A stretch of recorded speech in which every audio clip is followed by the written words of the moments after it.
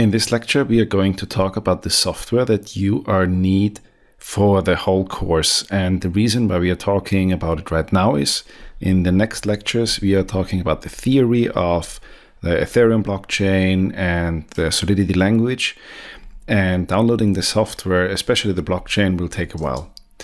So the first thing that you want to do now is start Geth.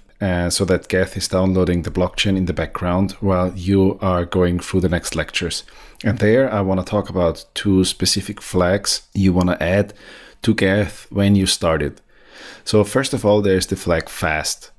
The fast flag will help you to synchronize the blockchain in a faster way because it's going to download the state downloads instead of downloading the full blockchain data and processing it again.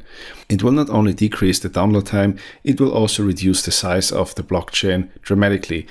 Now remember, fast can only be used when you start Geth without having downloaded anything before. The second flag is cache, and this is the amount of megabytes it allocates in the memory for internal caching.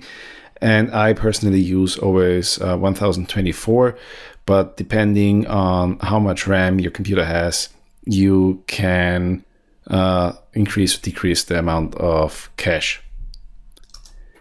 What if you already have something downloaded? What if you already started Geth, like I have done in the past already, and downloaded some data and now realize that it takes forever to download the blockchain?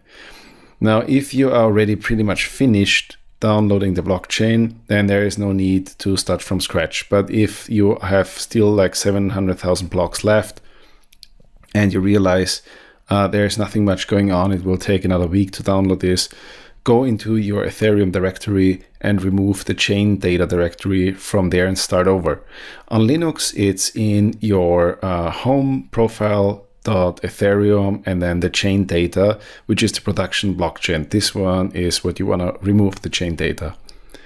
On OS X on the Mac, you have it in your profile in library/Ethereum. And on Windows, it's in your profile /appdata/roaming/Ethereum.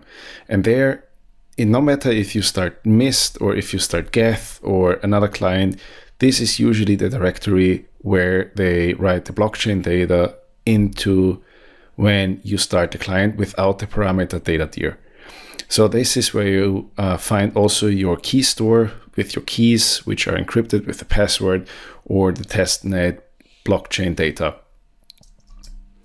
Then once you have removed this, or you haven't even started yet Geth without the data tier parameter, then you should start now Geth in one of your console with Geth --fast --cache and then the amount of cache.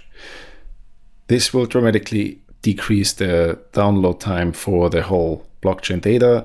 With my connection, it took around 3 to 4 hours. Depending on your connection, it will be faster or slower.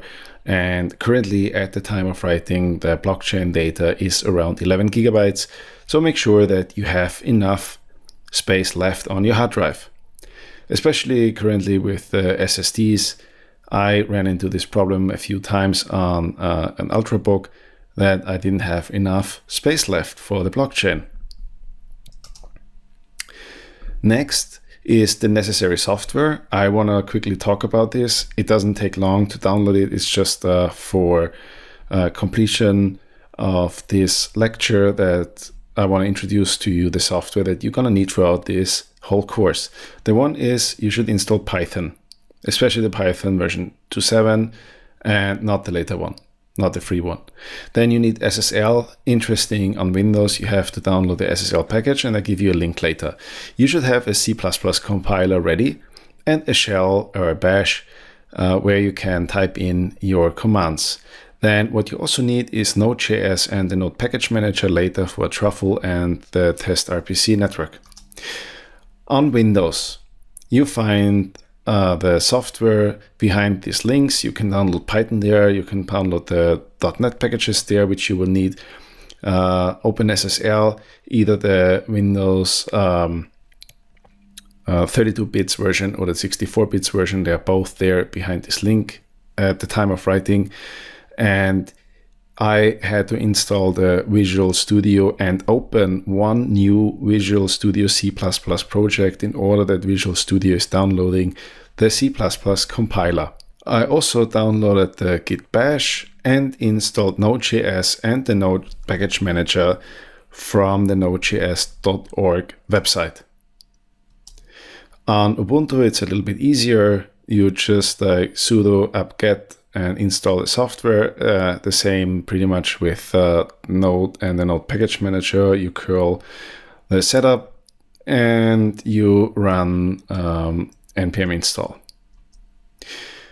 Now get ready for the theory part, and without anything further, let's get started.